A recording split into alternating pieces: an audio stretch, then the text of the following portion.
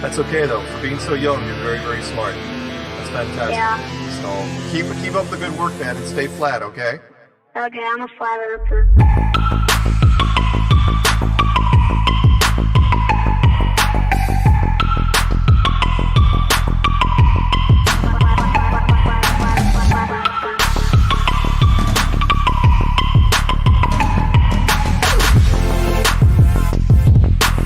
She couldn't do it.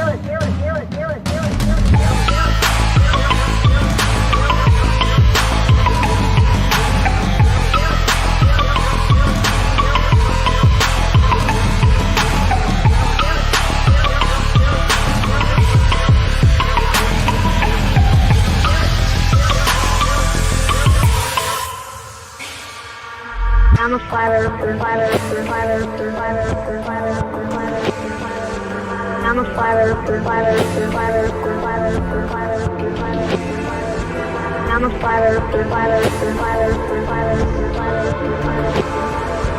I'm a flat earther.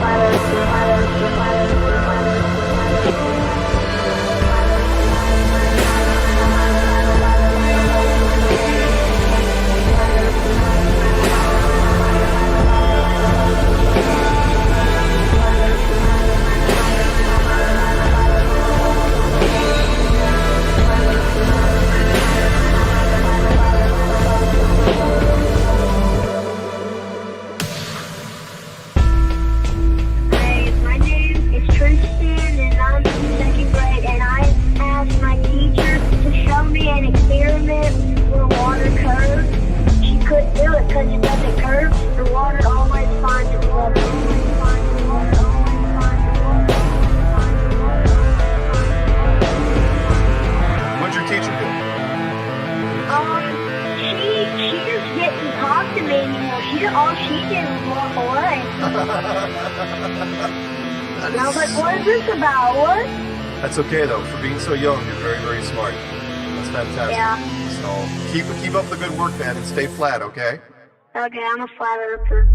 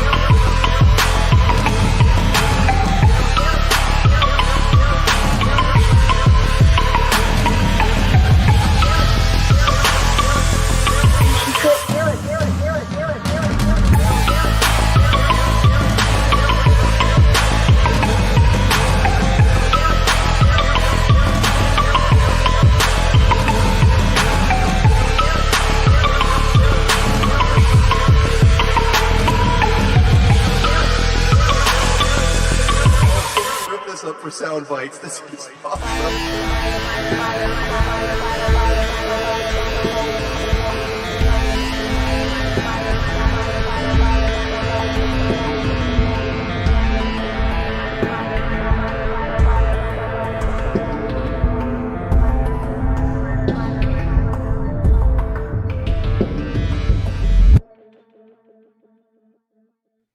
All right, good rising, everyone, and welcome back to Anti-Religious Scripture Study with me, Karen B, and Just Jack Flat Earth. Shabbat Shalom. Shabbat Shalom. Welcome back. Boy. Sorry I missed last week, folks. I was dealing with some physical ailments, and we're back. We're going to skip chapters 21 and 22 today because 21 and 22 are specifically addressed to Aaron and his sons for the priesthood of the tabernacle. If you are Aaron and his sons, I suggest you read those and study those pretty hard. If not, you can just graze through them if you'd like, or at your leisure. But we're going to get into Leviticus 23 today, which is the Moedim, the appointed times of Yah, which is one of my favorite subjects. So we'll get into it. Just Jack's disclaimer to the religious: if you believe it's wrong to study scripture outside of your religion or denomination, if you believe your religious leaders or church fathers are incapable of having inherited anti-scriptural traditions of men, if you believe your religious leaders or church fathers are incapable of having inherited anti-scriptural traditions of men, I just read that twice. If you've already made up your mind about scripture, including the scripture shouldn't be studied at all, then this stream is not for you. To others, if you are open-minded to others' opinions, if you haven't made up your mind about scripture, if you've been turned off to religion but believe there's truth in scripture that may have been changed or hidden by religion, if you live according to scripture and like to dig in and discover more, then this stream is for you. We are looking at scripture in the original language using concordances or dictionaries for words as well as context from a non-religious perspective. We will as well have life experience discussion. We are not here to argue with others about theology or doctrine by the traditions of men, including Catholicism, Christianity, or Judaism. We will be discussing the importance of origins and show how religions contradict the scriptures. Sorry about that. I don't know what happened there. My eyes went all higgledy-jiggly, and I don't know. I lost my place multiple times. Sorry about that, folks. We could pre-record it. So, let's get into it. You want to do a quick review, or sure. what? I was saying we could pre-record your intro sometime and then just play it every day instead of you saying it every day if you ever wanted to.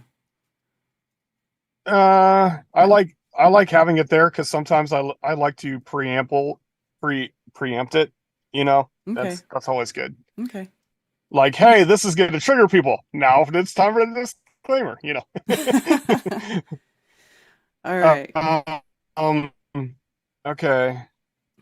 So, yeah, I remember reading this, and the headlines are like kind of like vague and not quite hitting the point, but it's talking about like doing stuff to obtain spiritual strength by Jack, means other than Jehovah, which is, you can't hear me? you were roboting. Oh no, not again. It was robot-ish for a second there. I hope this doesn't happen again. Oh my gosh.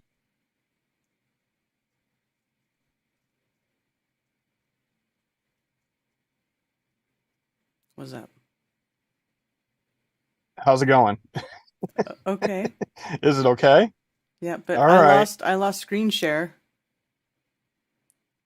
Yeah, I'm trying to stop it and start it again, see if that helps with the connection. Okay. Is that better now? Yeah. Am I roboting? No, Okay. you sound good. Okay. So yeah, there's a lot of immoral things of being with your family members, being with animals and stuff like that, and those types of crimes end in the death penalty. And I think that's a good way to be, because sexual immorality is not easily done if you know that your life hangs in the balance. So the there's also a whole you shall be multitude of bad things that happen as a result of doing that stuff. So right. Yes. And then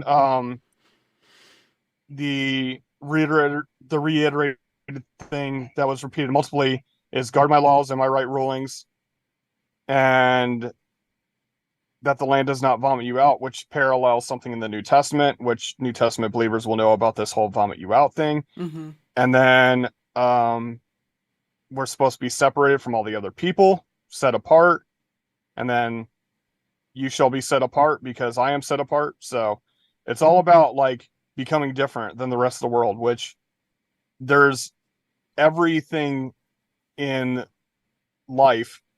The more truths that you apply to your life, like not just, Torah, but flat earth, or like exposing lies and applying that to your life and food and all sorts of stuff, you'll see that the more you apply these things to your life, the more set apart you become, the more separate you become from people connecting with you, even if you don't require them or even talk to them about these things that they should be doing. They just get angry just by being around you. You become on different wavelengths, if you will. So so we're skipping 21 and 22, and it's about Aaron and his sons, and we're going to 23, which is the Moedim, the appointments of Yehovah. So whenever you're ready, you can read verse 1. Alrighty. 23. And Yehovah spoke to Moshe, 23, saying, 1, yeah. Speak to the children of Israel and say to them, the appointed times of Yehovah, which you are to claim as set-apart gatherings, my appointed times are these. The Sabbath. Oh, I'm not supposed to read that part. 6 days' work is done, but the seventh day is a Sabbath of rest, a set-apart gathering. You do no work. It is a Sabbath to Yehovah in all your dwellings. Okay, so this is another one of those things where context is everything. So if you remember, angel, the Malach is a messenger. And this is also an explanation of someone that does work by carrying, right? So if you're a messenger, you're carrying something from one place to the other. And this is where it says, you do no work, right? And 6 days work is to be done. So this work is the same word as angel. So like translated as angel. So 6 days angeling is to be done. But the seventh, you do no angeling, right? So this is important for context and to understand the definition of the word, right? Mm-hmm. So yeah, no working on the seventh day. Yeah, sorry. All right. 6 days you do all your work. Yeah. These are the appointed times of Yehovah, set apart gatherings which you are to proclaim their appointed times. In the first new moon. Yep, and these appointments are called the Moedim, right? So Moed means appointment, and the Moedim are the appointed. Robot. Whoa. I mean, it could just be. Jack. Oof. Yes, can you hear me now? Yeah. Do I need to reset? Well, I don't know. It was weird. I heard this weird sound, and then you went robot-y, and then it was like a bounce, like a snappy sound, and then you came back. It was weird. Okay. I don't know what's going on. And currently? Currently, you sound fine. Okay. Anyways, these are Moedim appointments. Okay, continue. I'm sorry. Okay. In the first new moon, on the 14th day of the new moon, between the evenings is the Pesach. Pesach? Yeah, there you go. Pesach. Pesach, okay, to Yehovah. Passover. Is that what that And means? you can read the little note there for Passover. Yep. Okay. Yeah, Pesach is not a party. It's not a festival. It's not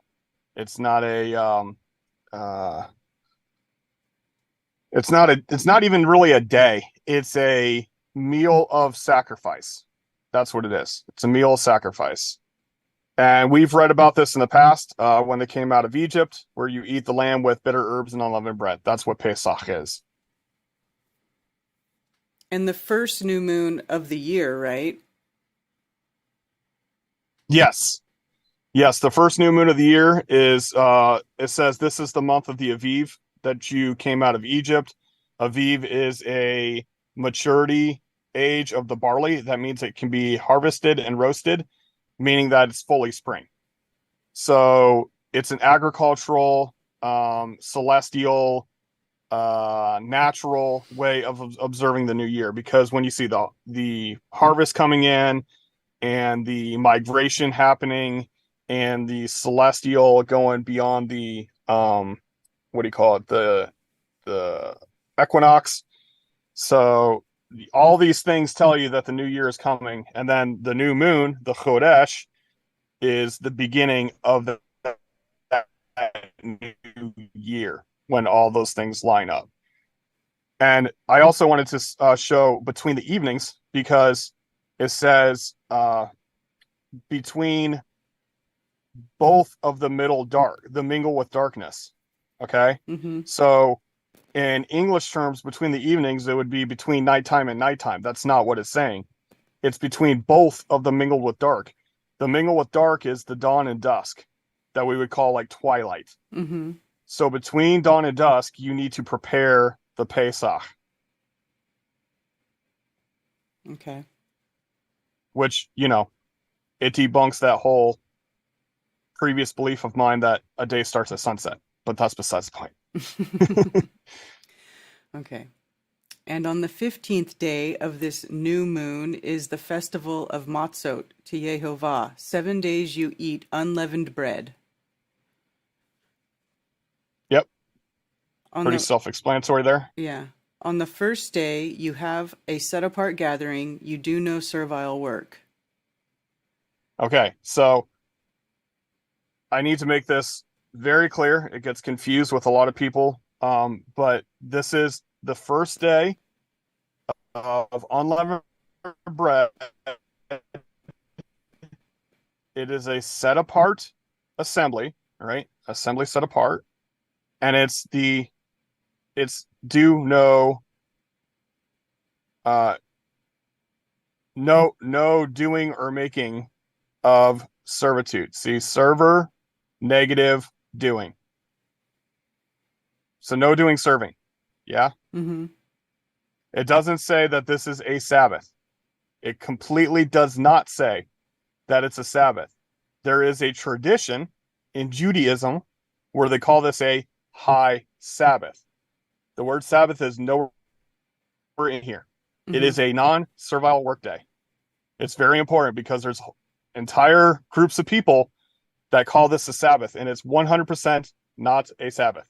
Okay. Okay. All right. I see people saying that it's 14 days from the first new moon, so that's during the full moon. And doesn't this coincide with when Yes. they tell us Easter is? Yes. A lot of times it does line up with Easter. Easter, They base like I would Easter say, on the moon cycle. That's how they base it. They put it yeah, on the well, first no, Sunday or whatever. It's like the first Sunday. right. They're trying to put it where, after the equinox, they try to put full moon and Sunday after the equinox together to make Easter. That's what they try to do. Yes. Mm-hmm. So this is based on them taking their belief in the Easter, Ishtar, Ishtar, that her day would be all about the sun god. So they try to get it with the worshiping of the equinox at the highest point of the equinox, which is during the full moon, and then it gets convoluted very quickly. But this is why they have sunrise service on Easter, when there was nothing mentioned of a sunrise in the whole resurrection story. Let's put it that way. But this is their way of trying to incorporate people who were keeping Yah's feasts into their new religion of worshiping Easter. So that's why they did that. but it used to be the first Sunday of the equinox, and then it turned to the first Sunday of the full moon of the equinox to line up with our calendar, with the Torah calendar, so they could bring people in, like, hey, we do Passover too, or whatever, and it's nonsense. And then they tell and you, again, this is another thing they messed up traditionally, is because the Feast of Unleavened Bread, which is 7 days, they call that Passover.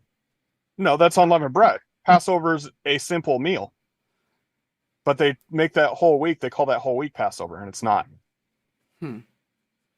So it gets really convoluted between the religions, for sure. I just find it interesting that it's talking about that particular time, and then later they tell you they celebrate Easter, and they're telling you that it's celebrating the sacrifice and the resurrection of this Jesus Christ person. Right. But it was already right. But it was right. already. Yeah, it's just weird. Yeah, Easter already existed and Passover already existed. And they're like, we got this new religion where we mix the two together and we say that it's to to remember the resurrection of Christ or whatever. But that's not so. It was just the adaptation of the sun god worship into the new religion, which Catholic means universal religion. Right. If you don't believe me, look it up, folks. Yeah, it does. I can definitely. All right. And you shall bring an offering made by fire to Yehovah for 7 days. On the 7th day is a set-apart gathering. You do no servile work. Okay, so the first day of unleavened bread is a set-apart gathering, and the 7th day of unleavened bread is a set-apart gathering. Now, we no longer bring an offering made by fire, because the only way that you could bring an offering made by fire for the Moedim is at the tabernacle or the temple, which there goes that sound again. No longer exists. The priesthood is no longer there to offer it. So those, sorry, let me know when it's clear. You're back. 2. You're already back. Testing 1 2. Keep going. Okay, so the the sacrifices cannot be brought to the temple or tabernacle because they no longer exist. The Levites can no longer offer it because they're disbanded. These sacrifices are no longer done. But these Moedim are for memorials to remember certain instances of how Yah connects with his people. So these things about the offerings are the things that are not necessary within the context of this chapter. All right. And Yehovah spoke to Moshe, saying, Speak to the children of Israel, and you shall say to them, when you come into the land which I give you, and shall reap its harvest, then you shall bring a sheaf of the first fruits of your harvest to the priest. And he shall... I think that's self-explanatory. Yeah. Let me know if that... Is that all pretty clear to you? Yeah, basically it's saying when you go into the land and you harvest your fruit, you should give some to the priest. Yeah, the first fruit is the very beginning of the spring harvest. So it's the first of the first of the new food, and it's not actually fruit. It's like fruit of wheat, fruit of whatever the fruit of whatever the plant is, right? Yeah. It's the first of the harvest of the spring. And he shall wave the sheaf before Yehovah for your acceptance. On the morrow after the Sabbath, the priest waves it. Okay, so sheaf maybe, lost to some, but a sheaf is a binding measurement. So you go out into the field and you put your arms around a big group of barley stalk, and then you bind it up, and then you take a sickle and you cut it off from underneath, and that's a sheaf. And you can actually leave it standing there while you go and bind up the next one and next one, and then you harvest all the bundles. That's how the harvest was done. So the first wave offering that is brought to the priest, which is during unleavened bread, okay, because we're still talking about unleavened bread, the 7 days, on the morrow after the Sabbath. Well, morrow after the Sabbath can only be 1 day. and that's the first day of the week, Mm-hmm. right? It's not about the morrow after the first day of unleavened bread. It's not the morrow after the last day of unleavened bread. It's during unleavened bread, the morrow after the Sabbath. Okay. Mm-hmm. And I know you don't have any confusion about this, but there's lots of people who do. So I'm trying to make this very clear. It's the first day of the week, not the first day after or the beginning of Matzot, but the first day of the week during Matzot. All right, go ahead. Okay. And on that day when you wave the sheaf, you shall prepare a male lamb a year old, a perfect one, as an ascending offering to Yehovah. And it's Okay. Hold on.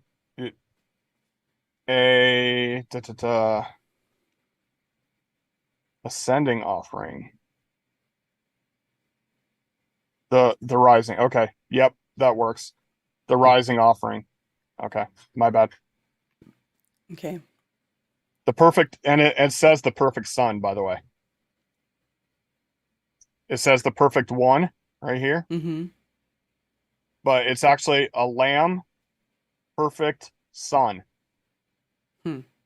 Okay. Okay. And for people who read the New Testament, think about those words. Lamb, perfect son. Okay, sorry. Just had to throw that in there. All right.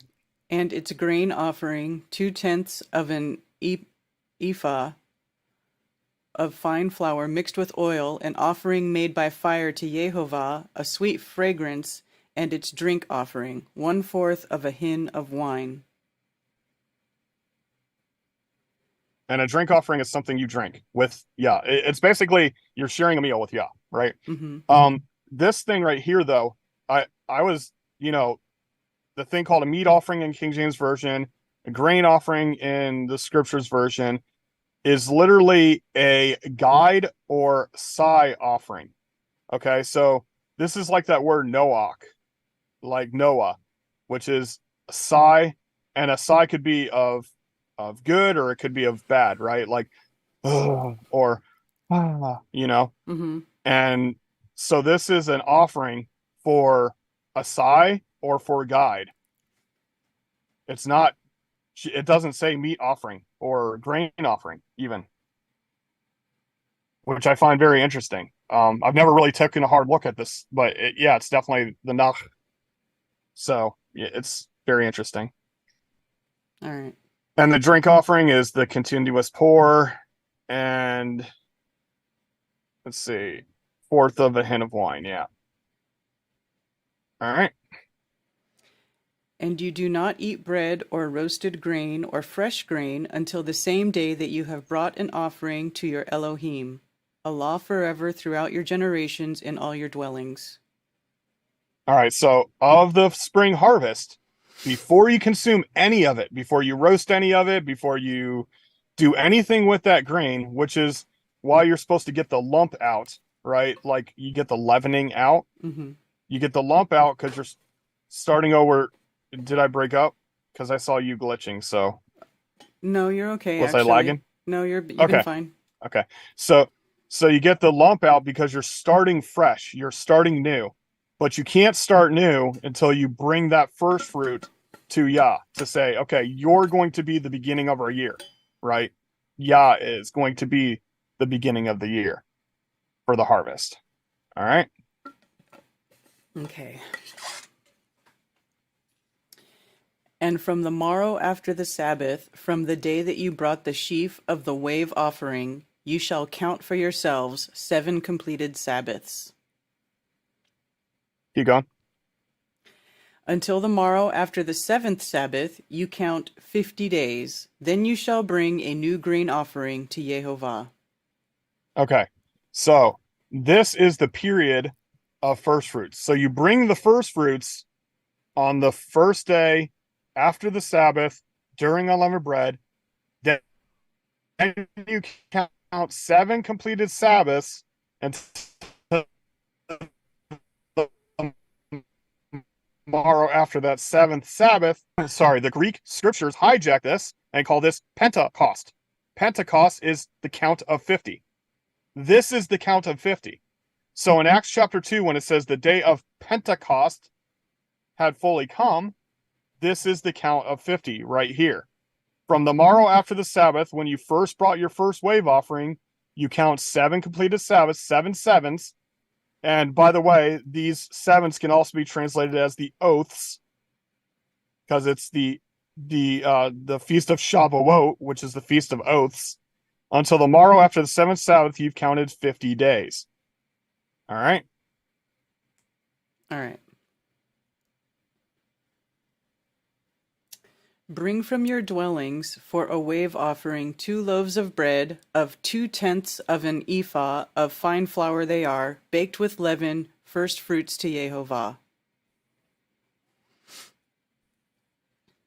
And besides the bread you shall bring 7 lambs a year old, perfect ones, and 1 young bull, Yep, and and 2 this ends the rams. first fruits. Yeah, and again, this is lamb perfect son, and this is the day of Shavuot. This is the day of completing 7 Sabbaths. All right. Okay. And besides the bread you shall bring 7 lambs a year old, perfect ones, and 1 young bull and 2 rams. They are an ascending offering to Jehovah, with their grain offering and their drink offerings, an offering made by fire for a sweet fragrance to Jehovah. Okay. And you shall offer 1 male goat as a sin offering, and 2 male lambs a year old as a slaughter of peace offerings. Okay, so what was sin offering again? Do you remember? Distance. Very good. Yeah. Closing the distance between you and Yah. Mm-hmm. And then a slaughter of peace, sacrifice shalom. So, yeah. And the priest shall wave them besides the bread of the first fruits as a wave offering before Jehovah. Besides the 2 lambs, they are set apart to Jehovah for the priest. Okay. A wave offering, this is interesting to me. Yes. Why a wave offering? A wave offering before Jehovah. A wave. Yeah, so we've actually talked about this before. Like it's a lifting and sifting. So you're actually raising it up and like, um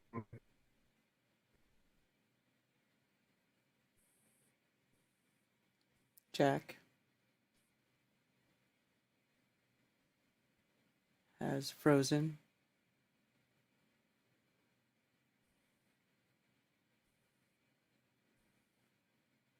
ow.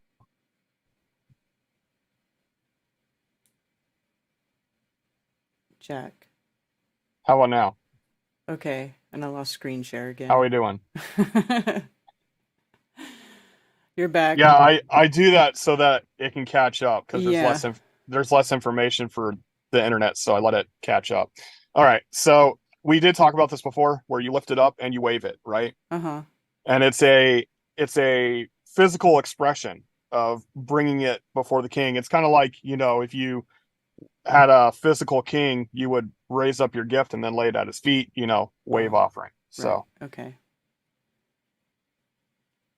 not all of them are wave. They're not. You're quite right, though. Not all of them are wave offerings. Some of them are. Some of them aren't. So. And on this same day you shall proclaim a set-apart gathering for yourselves. You do no servile work on it. A law forever in all your dwellings throughout your generations. Okay. No mention of Sabbath. This is another one that they call a high Sabbath. Mm-hmm. There's no Sabbath here. None. Okay. And when you reap the harvest of your land, do not completely reap the corners of your field when you reap, and do not gather any gleaning from your harvest. Oh boy. Can you hear me? Yeah, but I didn't hear you before, so if you were talking, I was reading over you. Yeah, that's okay. Okay, so yeah, we'll get into verse 22 in a second. So verse 21 tells you that this same day you shall proclaim a set apart gathering. What same day? We're like multiple verses in here, but you can actually grab it all the way back at verse 16. And to the morrow after the Sabbath, you count 50 days. Mm-hmm. So at that 50 days, that is the set apart day. Okay. Mm-hmm. 22. When Okay. you harvest the land, do not completely reap the corners. This is like making sure that everyone is provided for. Mm-hmm. So you got this giant field of grain, and you basically cut a circle out of the middle of the square, and you leave the corners for people who are in need. Nobody goes hungry. Nobody goes poor, right? Mm-hmm. I mean, no, people go poor, but nobody goes hungry, including, widows and orphans and strangers. Right.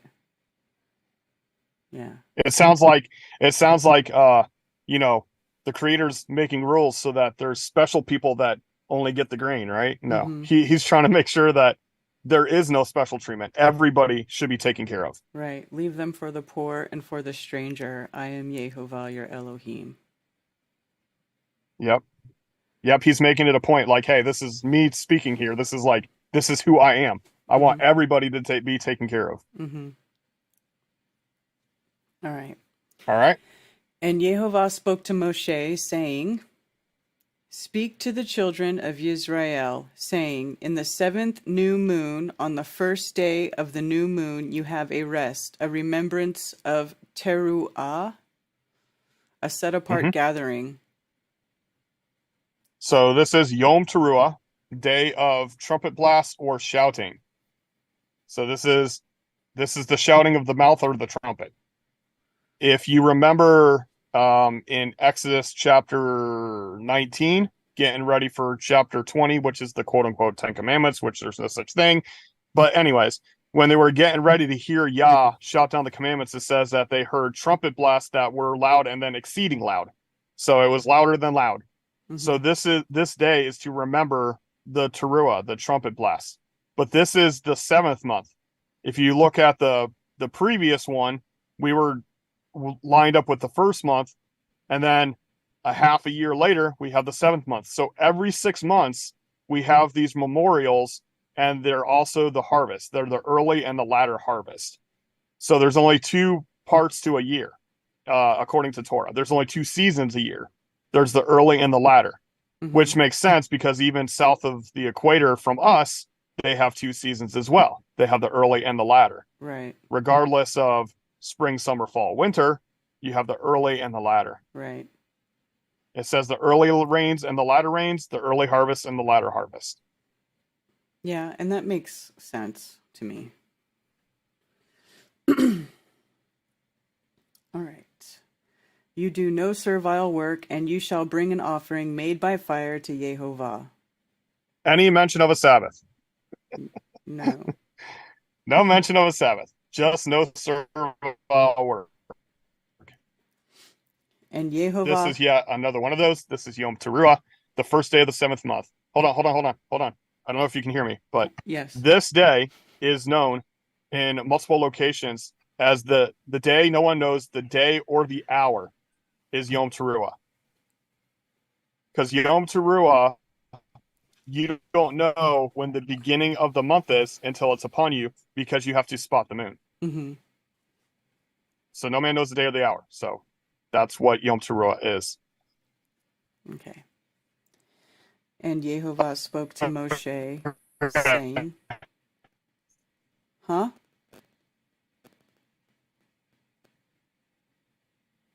All right. Nothing, I'm losing you. Okay. Do you hear me? Maybe I can hear you. Maybe turn off your video. Kill your video. There you go. And see how Very well. See how that works. Sorry, but sometimes that makes it No, better. That's okay. We will try that. Okay. All right, verse 27. Yeah.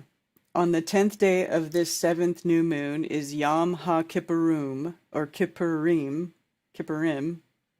That's a hard word to say. Yom HaKippurim. Kippurim, okay. It shall be a set-apart gathering for you, and you shall afflict your beings, and shall bring an offering made by fire to Yehovah. Afflict your beings. No. If you see over there to the right in the definitions, I have broken it down for you. It is aniatem, which is I, or intently look, me, and you do. Okay, this is what I say is the day of self-inspection and reflection on Yah. Right? You're looking to yourself on how you are comparing to Yah. It's an introspection and reflection. It is not afflicting your being. Okay? Mm-hmm. So I just want to put that out there. You know, if if you don't believe me, look at it for yourself and break it down. Ayin means I, and then it says the Hirik Yod, which means myself, and then Tem means you do. So I, me, and you do. Okay? Mm-hmm. All right. All right. It's not afflict your beings. And you do no work on that same day, for it is Yom Kippurim, and you make atonement for you before Yehovah your Elohim. Oh, to make Okay. atonement for you before Yehovah your Elohim. Right. So this is very different from the previous ones that say no servile workday. I'll go back a little bit to show you that. On verse 25, it says, wait. Where is servile? Oh, there it is, right here. So this one specifically says servile work, right? Mm-hmm. Work of a server, okay? And then this one,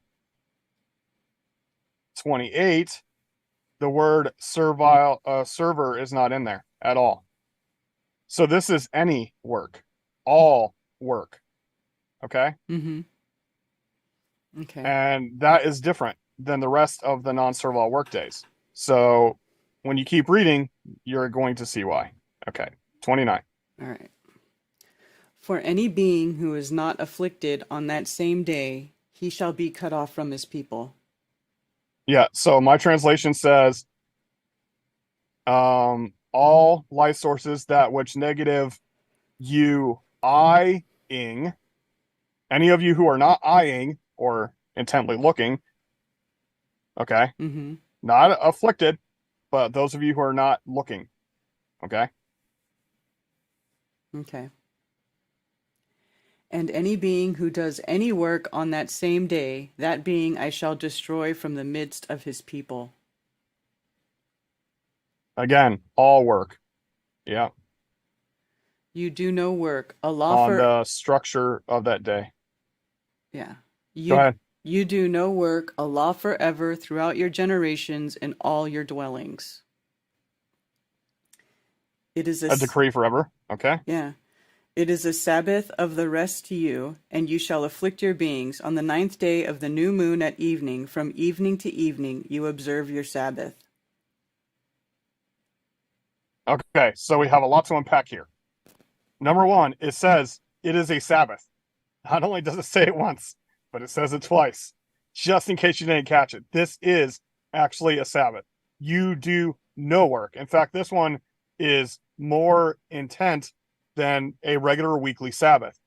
It is you do no work whatsoever, all of no work, and you are doing inspection on that day, right? Self-inspection and reflection. And it says on the 9th day of the new moon at evening, from evening until evening. Now, it said up here on verse 27 that it's the 10th day of the 7th new moon. And then it says on verse 32 from the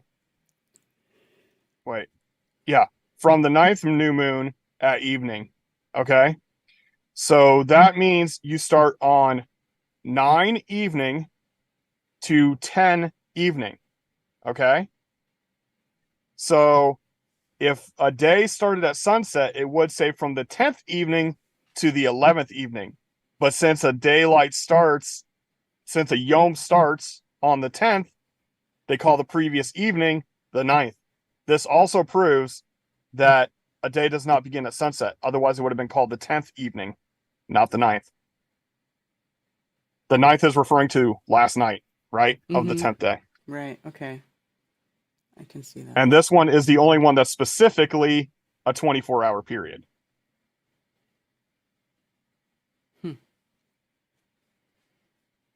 Okay. And a Sabbath. So that one is very distinct. It's a don't do anything Sabbath day, 24-hour period, self-inspection day. Okay. All right. All right. And Yehovah spoke to Moshe, saying, Speak to the children of Israel, saying, On the 15th day of this 7th new moon is the festival of Sukkot, for 7 days to Yehovah. My favorite. This is my favorite mode. This is 7-day camping party trip. Yeah. Mm-hmm. So on the 15th day of the 7th new moon, if you remember, we were talking about Passover and unleavened bread being during the full moon. This is also during the full moon. Mm-hmm. If you're out in the woods camping and partying for the week, you might want some light. So doing a party at a full moon makes a lot of sense, does it not? Absolutely. Yeah, and this is the fall festival. I was going to say moon, this is I the mean, one full that moon. this is the one that happens around Flattoberfest, isn't it? That is correct. Okay. That is correct. Yep. All right. Okay. Speak to the children. Oh, I already said that. On the first day is a set apart gathering. You do no servile work. So just like the first month celebration, the first day of the week celebration doesn't mean the first day of the week. The first day of the week-long celebration is a set apart gathering. You do no servile work. This is not the same as the Sabbath previous. Okay? All right. All right. For 7 days you bring an offering made by fire to Yehovah. On the 8th day there shall be a set apart gathering for you, and you shall bring an offering made by fire to Yehovah. It is a closing festival. You do no servile work. Okay, so solemn assembly is inaccurate translation by King James Version. Okay? Okay. That's just wrong. It is a stop right here, stop restraint. Okay? Mm-hmm. Stop of all work. That's what it says. So this is the stop day. I don't know that they should use festival here because there's no mention of party. That's why I was wondering, why does it say festival? Yeah, there's no mention of party. There's no mention of chag, spinning and partying. And there's no mention of moed, as in appointed day or anything else like that. But it is, a set apart gathering and a non-servile workday. But it is the end of the yearly moedim. So this is done on the 8th day. The only other thing that is done on the 8th day is the circumcision, the dedication of the son to Yah. So I think there's a parallel there, and there is some pretty good evidence that Yeshua was born during Sukkot, that he was born on the first day of Sukkot and circumcised on the 8th day. Not just the 8th day of his life, but the 8th day festival, this 8th day. So there's an interesting parallel for that. So, yeah. Okay. These are the appointed times of Yehovah, which you proclaim as set-apart gatherings, to bring an offering made by fire to Yehovah, an ascending offering and a grain offering, a slaughtering and drink offerings as commanded for every day. Yes, and I recommend people pausing this later and reading this verse paralleled with the translation to the descriptions of these offerings. It's very interesting how I think the mistranslations make you lose a lot of things. So, all right. Okay. Besides the Sabbaths of Yehovah, and besides your gifts, and besides all your vows, and besides all your voluntary offerings which you give to Yehovah. Okay, I want to make this perfectly clear. We're talking about the Moedim here, right? It says these are the appointed times of Yehovah, okay, etc., besides the Sabbaths of Yehovah. Mm-hmm. So how can they call these Moedim Sabbaths if this specifically references that these are besides the Sabbaths, right? Mm-hmm. I just find that interesting. All right, verse 39. All right. On the 15th day of the 7th new moon, when you gather in the fruit of the land, celebrate the festival of Yehovah for 7 days. On the first day is a rest, and on the 8th day a rest. Yes. So you have the 7 days and then you have the 8th day rest, right? Mm-hmm. So this is and by the way, rest is Sabbaton, which is less than Sabbath. That's what it means. The what was I looking for? Oh yeah, fruit of the land is actually the increase of the land or the filling of the land. And harvest time, the land is really full, it's increased.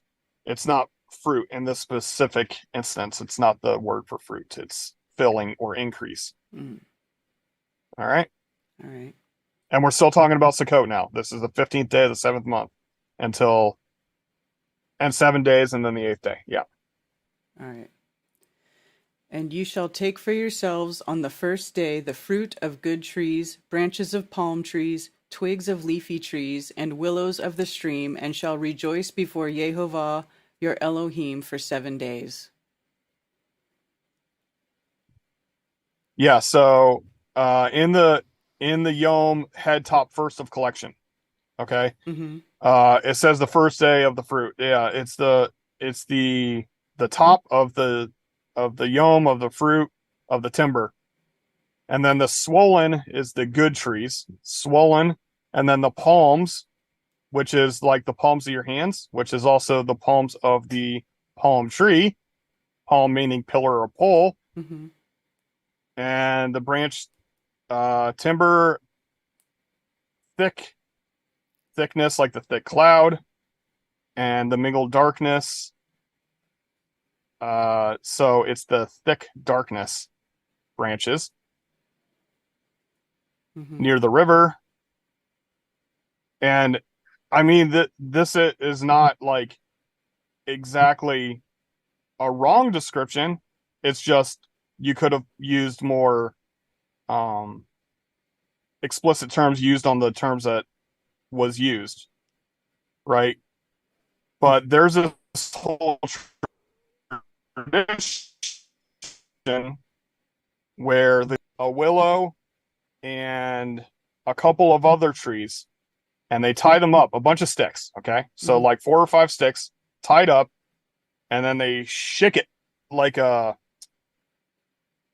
shake weight. Have you ever seen the commercials for shake weight? Mm-hmm. They shake the shake weight. I mean, they shake this thing that they call the lulav, which is a bunch of branches, and they turn to 4 cardinal directions, shaking the stick like a shake weight. And there's nothing in scriptures that says anything about that. When it talks about gathering all these branches, it's because we're celebrating Sukkot. Sukkah is made from thicketing.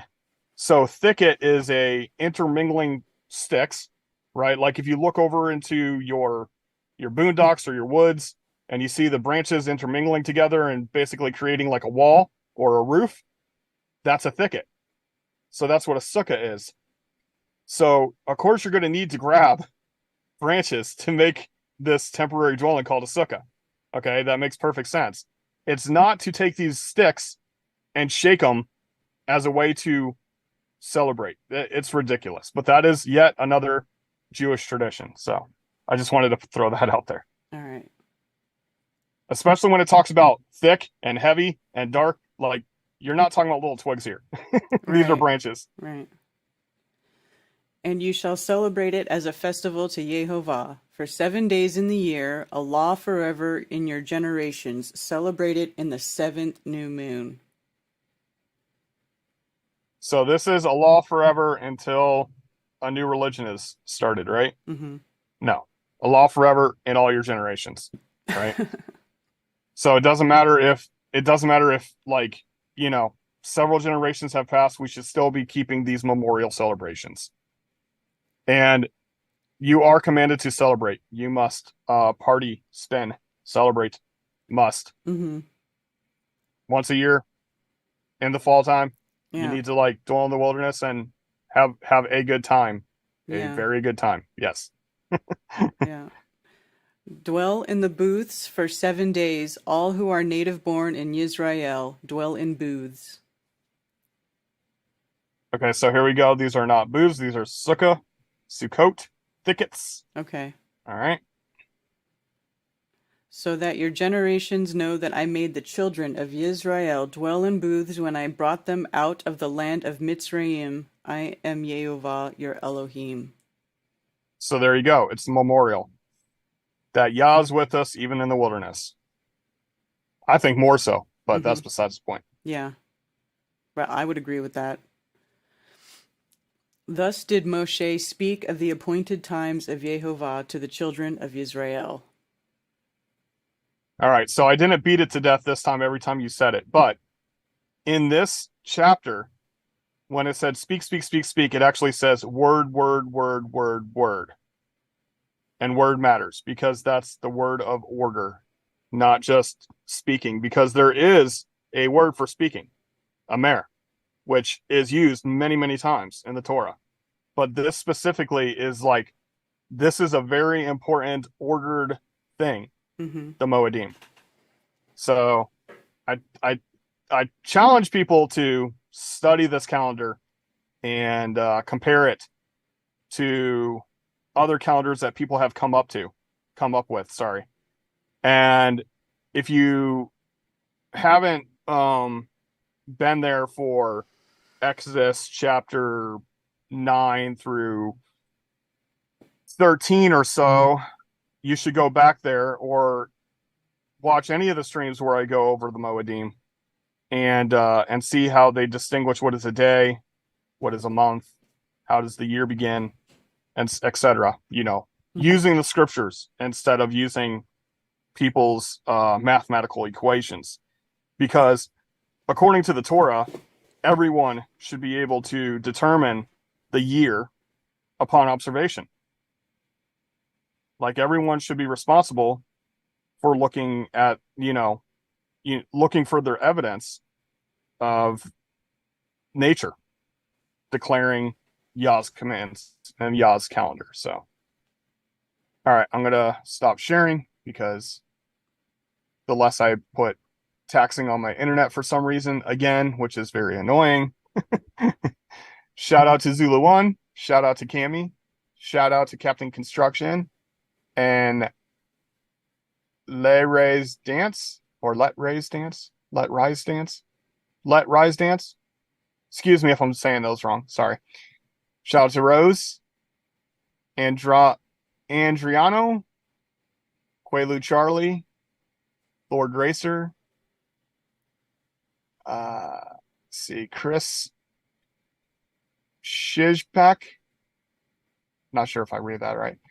TCZ Aman, Zaman, Alex Javier, Daryl Davis, FE Nation. What's up, y'all? 6 Alafov 16 or Alpha V. Alpha V. Lord Racer, Fast Eddie Flathead, FE Nation. Bane Bear. Yeah, I got Nation. Did you? Okay. Yep. Joseph Osborne, Plain Dweller, Boston Ray, Charles B, Sergey, Rasta Bear, Shout out to Nightbot, Flatman X, and Joe Nugent, Singeman, Brian Parker.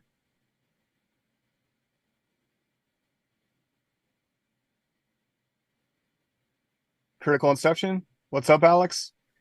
Alex will soon be local to us. Yay! Really? Is he moving to the Carolinas? Yep, real soon. That's cool. Next couple weeks here. Yep, and JP. All right, so now I'm going to scroll through and look for questions or comments. Let's see.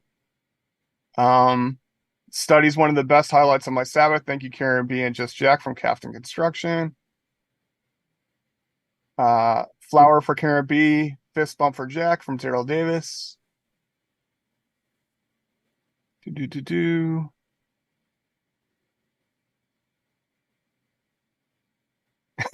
The earth is round. Your Wi-Fi can't even make it around the curve.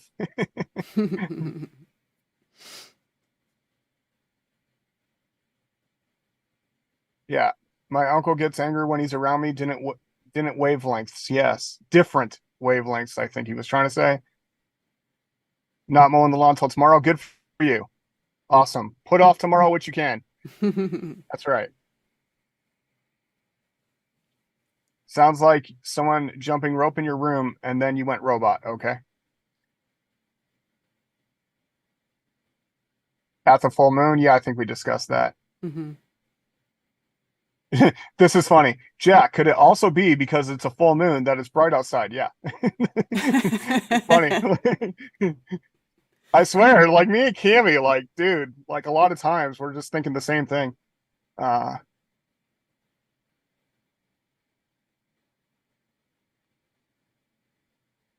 Directions have meanings and functions in reality. Okay. I think I missed that context. Easter. Oh, here we go. Easter base word is east. Ishtar, Asherah, Alst, Australia. Translate to east. Okay. Yeah, because it's Ishtar of the sun, right? Because the sun coming from the east. Yeah.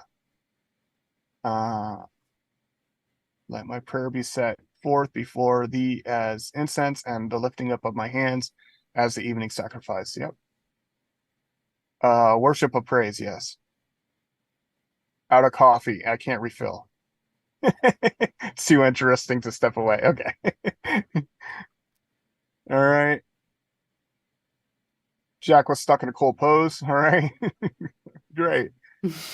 Question. As far as everyone being taken care of or fed, do you think that's where the food share and nonprofits like stems from in communities? Yeah, I mean, I think it's inherent for us to try to want to take care of those in need. It should be, I think those programs are great. I do. But I do know I've been a part of some of those programs back when I was training to be a pastor. And I do know that some do it for the benefits. Let's put it that way. I'll just leave it at that, which is a bummer. It should be just, but if other people, for another instance, if ever other people actually set apart their tithe, they can take care of people also. And that's what the Torah says the tithe is for, not to go to churches and whatnot. So yesterday, my wife and I were out grocery shopping because we're preparing for Shabbat. And there was a woman who was at the grocery store and she was offering a barter of food stamps for cash for gasoline. Now, is there a possibility that she's trying to shenanigan trying to take my money? Yeah, it could be a scam. So what I did is I hung out in the parking lot for a little bit and I watched her body language when she thought no one was looking, and I paid attention and I felt that she was actually in need. And then I got the gut feeling from Yah that we are supposed to give her gas. So what did we do? We told her to meet us up the road at the gas station and we filled her tank. But guess what? That was not my money. I used tithe for that. And that's what it's supposed to be for, to take care of those in need. Mm-hmm. So, and I've been in those situations. There have been times when I was on food stamps, I couldn't get any work, and you know, it's really hard to get work when you have no gas in your car. It's Right. very difficult. And I had bartered food stamps for gasoline before. That that has been an experience in my life. So my wife and I, you know, followed them, and we filled their tank, and we told them that it's not from us, it's from the creator, and we went about our business. So That's really awesome. servile works versus work around the house. Okay, so yes, servile work is specifically to serve others. So when it comes to the non-servile work days, this means that you can do what, you know, it's a festival, or it's a meal, or whatever. You can do cooking and cleaning and whatever, no problem. But you can't go to work, right? You can't go work for somebody else, and you can't work for yourself to earn income for that day. That's not what it's for. The only work that you should be doing is to help you celebrate. More preparation for more celebration, right? That takes work sometimes. So that is permitted, but going to work is not. All right. Servile, work for one another. Yep. For another. Yep. That's what I was talking about. Yeah. All right. TC Zamman has a question. Where's he at? On the bottom? I'm Maybe. still Maybe. I'm Alex still, like, Javier, probably halfway. question: do animals rest on the Sabbath? Yep, that's Is that where you're looking at? Yep, that's where I'm at right now. Yep. So there are some studies done that some animals naturally rest on the Sabbath. It's very interesting stuff. I've not validated these things. I think they're an interesting study done by others, and I think it's very cool if it is so. But yeah, it seems that Saturdays, the specific animals work different on Saturday. They do less work on Saturday. All right. TZ Zamman, what is your frame of reference for the first day of the week being our Sunday? They totally altered everything about the Torah calendar.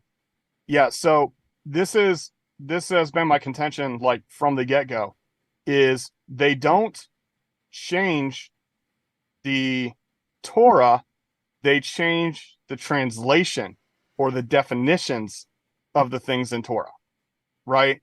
So, like, for instance, 10 words into 10 commandments and other such manipulations where they're trying to get you to see things a specific way to control the narrative. So when it talks about, like, 6 days you do all your work and the seventh day is the Sabbath, well, a main focus is on the Yom, which is the light time of the day, when there's arguments between groups of Jews about what time at night, the previous night, should you start the Sabbath, when it's specifically talking about the day. So they have already, now there's already a way for you to say, well, some say the night starts at this time, some says the night starts at all this time, but we can all agree that it starts at night. So in other words, they've already got you thinking that it starts at night because they're arguing about what time at night, right? Rather than the actual definition, which is between the evenings. Mm-hmm. So, or between the twilights, if you will, just to make it clear. So that when they do things like this, like, for instance, their calendar, if you look at a Jewish calendar, it does not match up to the biblical calendar at all. And if you look at the Gregorian calendar, you can see that these are sun god worship practices integrated into a partially scriptural calendar because they're trying to hijack things. And there have been attempts in the past in history, you can look this up, of the 4-day week and the 10-day week, but every time they attempted to change the numbers of days in the week, it has failed. It has always remained the same. And if you look at all the different languages in the world today that call, we're the weird ones, the Western civilization are the weird ones that call the last day of the week Saturday.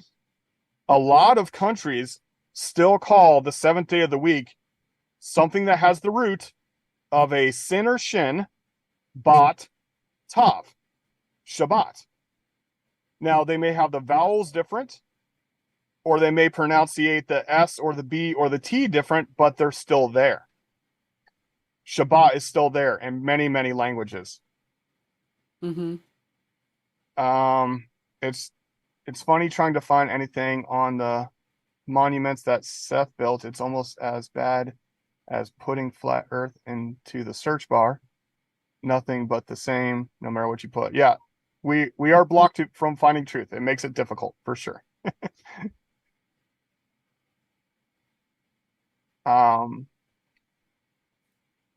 Baruch haba Bashem Yahuwah. Blessed are those who come in the name of Yahuwah. Yeah. Sabado. Yeah, there you go. Sabado in Spanish. There you go. Mm-hmm. That's one right there. Mm-hmm. That's, yeah. But a lot of languages are like that, though. Like let me see if I can pull up the. I used to have a list back in the day when I was first getting into Torah of Saturday in different languages. And oh my gosh, I was so surprised. Like, it's not just Spanish. Like, there's tons and tons of languages that still call it Sabbath or something similar. Yeah. Let's see. Croatian is subota. There you go. French, samedi. So it's not exactly with a B, but it's samedi. Yeah. Let's see, what's German? Samstag. You say D with a B in it? Samedi, same D-I, S-A-M-E-D-I. That's how Okay. you... So that one's not very close. No, but let's see. Let's see, Spanish. Okay, so yeah, Spanish is sabato. Italian. Arabic is Sabbat, which is obvious. Spanish and Italian are sabato. Armenian is Shabbat. Portuguese is sabato. Bosnian is Sabata. Bulgarian is Sabata. Mm-hmm. Corsican, hold on, this is very tiny letters here. Croatian, Sabata. Yeah, that was the Czech first is one. Sabata. Georgian is Sabati. Greek is Savato. Indonesian is Sabtu. Italian, Sabato. Maltese is Sabat. Polish, Sabata. Portuguese, Sabato. And then Sabata for Slovene, Slovak, Serbian, Russian, Romanian, and Portuguese. Somali is Sabti. Spanish, Sabato. Ukrainian, Sabata. Yeah. So that was one list that I found. Yeah, there's a bunch. Just randomly just now. Mm-hmm. All right. Anyway. Even in Indonesian, Sabtu. Yep. All right.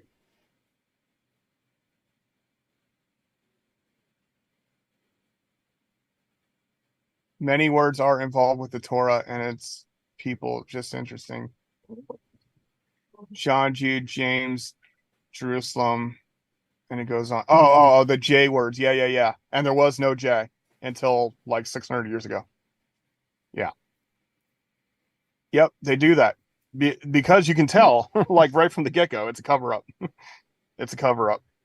Because they don't want you to know their names, you know. Like a lot of their names say, you know, of Yah or for Yah or to Yah in their name. Yeah, Russian too. Yeah, we mentioned that. All right. I think we got that pretty much wrapped up, so. All right. Love you all. Thanks for showing up. Appreciate it. Yeah, thank you for joining Just Jack and I for another episode of Anti-Religious Scripture Study. And we hope you have a restful day. Shabbat Shalom. And Shabbat Shalom. we'll see you again next Saturday. Peace. And the Earth is still flat. And the Earth is still flat. Absolutely.